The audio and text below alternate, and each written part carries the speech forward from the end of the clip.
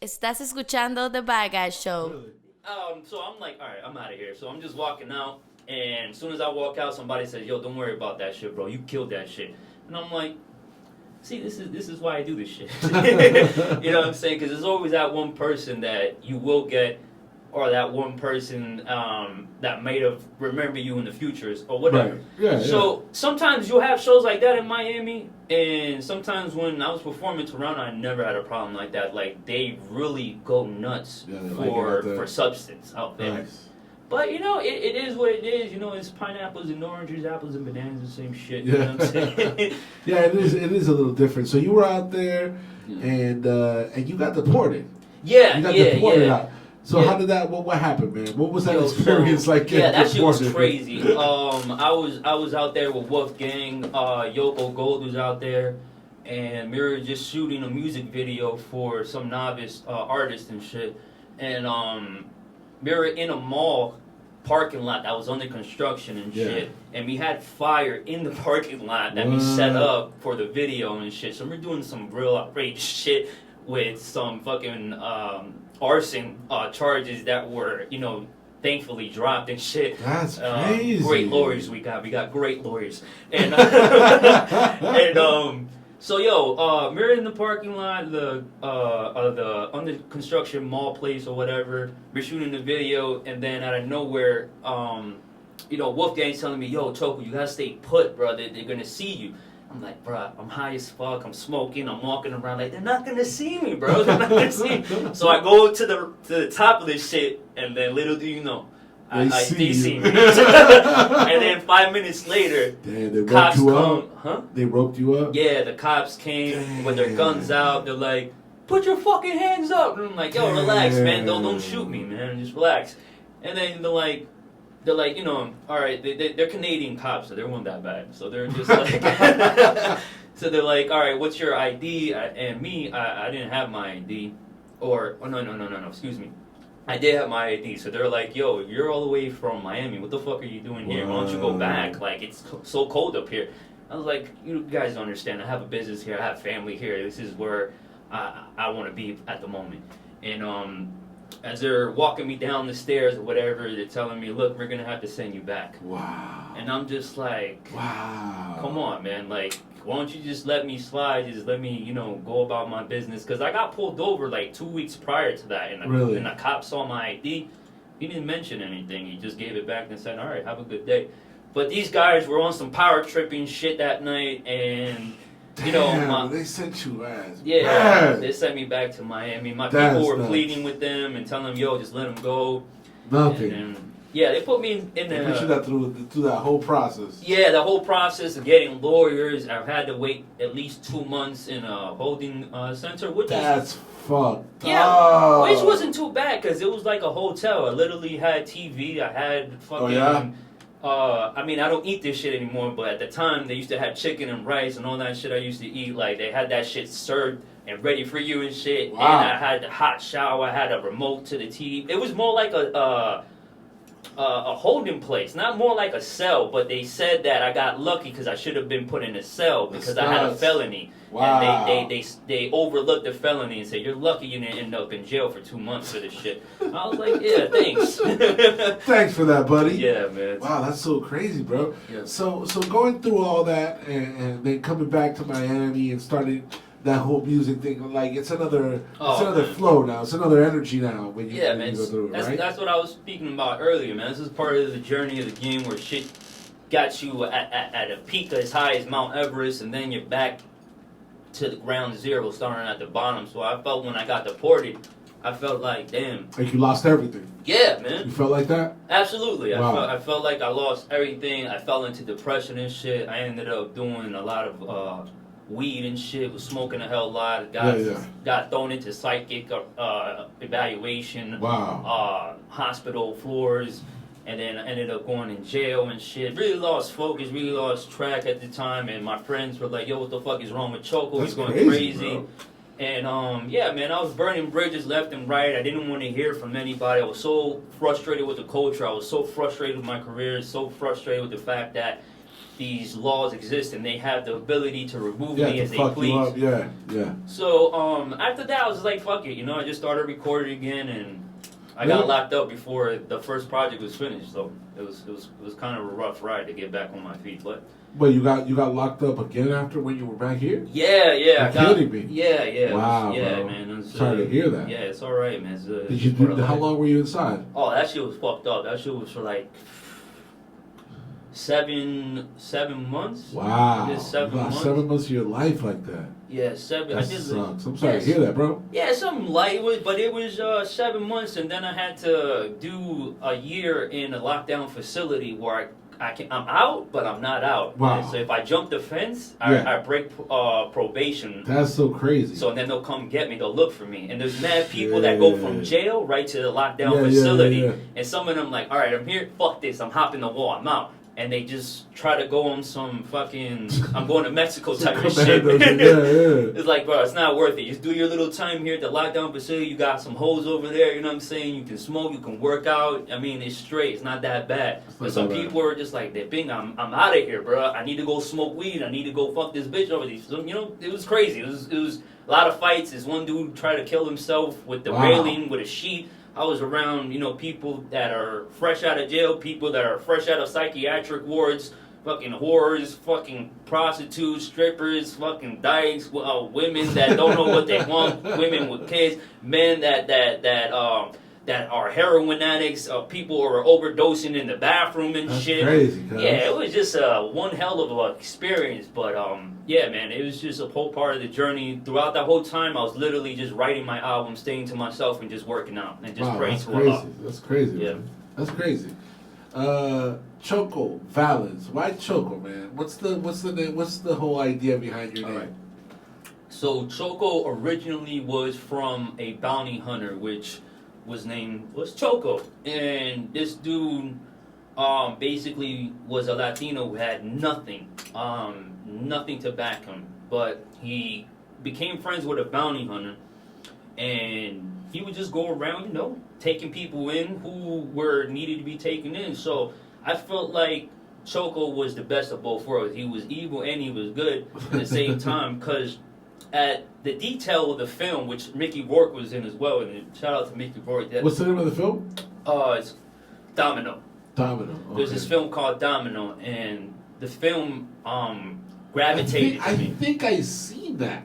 You think it's with this model chick that does the. She's like the main chick, right? Yeah, it's Edgar Ramirez and Mickey Rourke, and there's this sexy, beautiful model chick in there. She never played another role like that, but it was right. Like, yeah, I forgot her name. I seen that a long time ago. Yeah, it came out like in 2010 or 11 or some shit. Yeah. So at the end of the film, Choco ends up dying in the elevator halfway down while the top of the penthouse is exploding with bombs and shit. Really? I mean, that's how the way the story went and how the movie went. Okay. So, I mean, the movie was based on a true story. So, I mean, at the end of the day, Choco died, and I felt like his persona, his idea of what good and bad is was something similar to my personality, so he's no longer existent. So I took Choco. That's what's up. His name, And how about Valens? Well, Valens was from Richie Valens. Now Richie Valens from La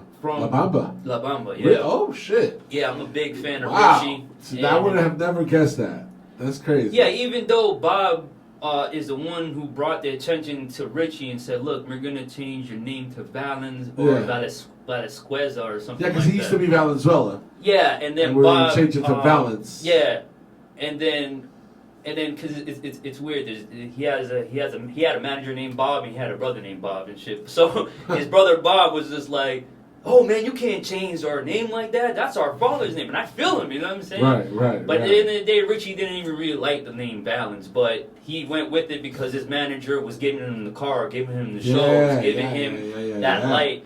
And man, when he died in that plane with Buddy Holly, and that night where it was a bad snowstorm, and there's a gem in that, man. If you're an artist and there's a fucking if there's a snowstorm or hurricane around the radius of where you're going or around, you gotta don't fuck with it, man, because you end up like Richie, man. Buddy Holly too was like, let me get out there. Yeah, Buddy was just like, yo, let's go. It's either you stay in the tour bus where it's freezing cold with no hot air conditioner, or you can sleep in a warm bed tonight and just take this plane ride. And Richie was sick that night, so he was just like, fuck it. They flipped the coin. Yeah. And wow.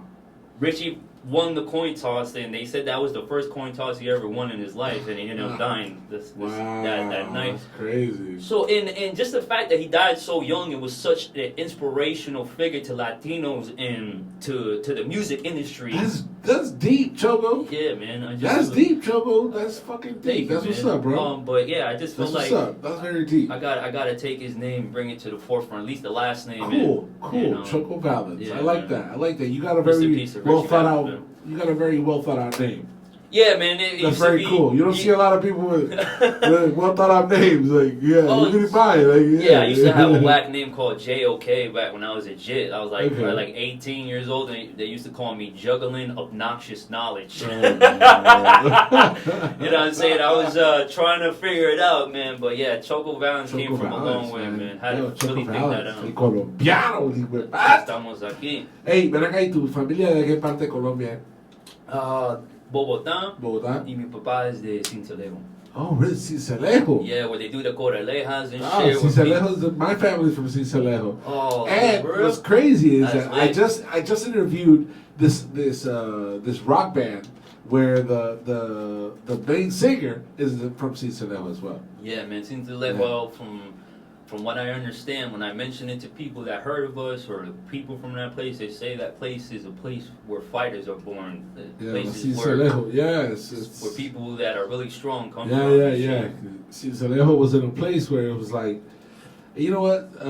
It just has a lot of dope cultural background. Right. You know what I'm saying? In Colombia. So yeah, man. Yo, you have a dope ass song here called Americano Rebel. Oh, word. What's the inspiration behind that song? And let me tell you, the fucking artwork, fucking chef's kiss. Oh, I love this fucking artwork. Thank you, bro. Fucking Jesus with the with the Tommy and shit. Yeah. What do you have, like a shotgun or something? It's a Tommy gun from the fucking. It's a Tommy gun, but instead of having the circle thing, it has like just the straight thing. Yeah, man. You know, Jesus is dope, man. Jesus. Yeah, I mean, Jesus is blonde Jesus. Yeah. It looks like a video game fucking cover. Oh, man, it does, man. I really try to put in a lot of thought process behind the art. That's one of the gems I learned from Curtis Jackson, aka 50 Cent. You know Who works on your artwork, dude? Oh, I got a homie in Toronto. Wow. This guy really does a great job. Yeah, and I have Gift Revolver, who is in Cali, and I have Gorilla Art, who are also my other two go-tos now. Okay. Gift Revolver has done a lot of covers for Wu-Tang. Nice. Gorilla Art has just done a amazing catalog for underground and mainstream artists as well. Nice. So yeah, I just think who did this Americano Rebel? Oh, I had the homie from Toronto do it. That shit is fucking fire. Yeah, my homie Tell Ajax. him that shit is fire. Yeah, that shit looks like a video game. the homie Ajax. Shout out to him. That's what's up. Shout out to Ajax. So let's get into Americano Rebel. Let's get into a couple more of your songs, and we're gonna keep on vibing out here, dog. Let's vibe. Dagr8fm Latino. It's D'shon El Villano, the bad guy show. You know what it is. We got Choco Valens in the cribbo. Americano Rebel. Let's go. Estás escuchando The Bad Guy Show. Yes, sir. You saben lo que es. D'shon El Villano aquí live, Dagr8fmlatino.com, and I got the homie, I was gonna say Richie Valens, Choco Valens in the crib. Yo, so Choco, man, thank you very much for being here. Thank you very much for sharing with us. Tell me what's in the future for Choco Valens. What you got coming for us, brother? Yo, so for the future, I got a project coming out probably next year entitled Hollywood Burns. I got some shit that I'm dropping very soon, which is called Born Killers. That's got H on it. That's got Legend, D. Ivan, Serum, and my brother Tetris. There's about 6 of us on that record. That shit's gonna probably drop sometime in October. Awesome, all the homies. Yeah, I had to get all the homies on there. Yo, that's what's up. That's gonna be a dope ass project. Hell yeah, it's literally, shout out to my cousin Tank. He's literally mixing it right now. It's gonna drop sometime in October. Shout out to my cousin Tank. Yeah, as soon as that drops, you gotta come back and do.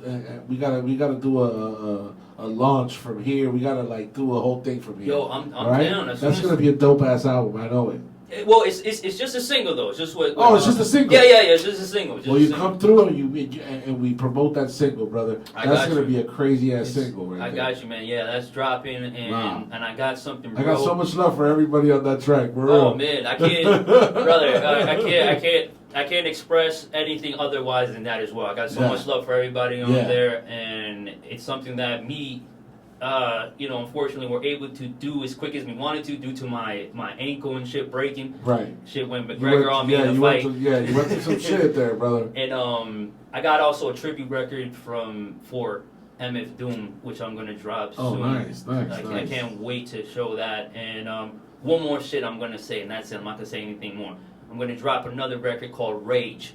Now, this record, I can't wait to also show y'all. So I have 3 records that are going to be coming out spontaneously before the year ends. Nice. And I can't wait to show and experience the listeners' pleasure and see what you guys think about it. I can't wait. Well, yo, Choco, when you bring out every single of those tracks, you let me know. We're going to bring you here, and we're going to do something right here for you, all right? Yo, I appreciate that. Man, I got mad love for you, dog. I got mad love for your craft, everything you're doing.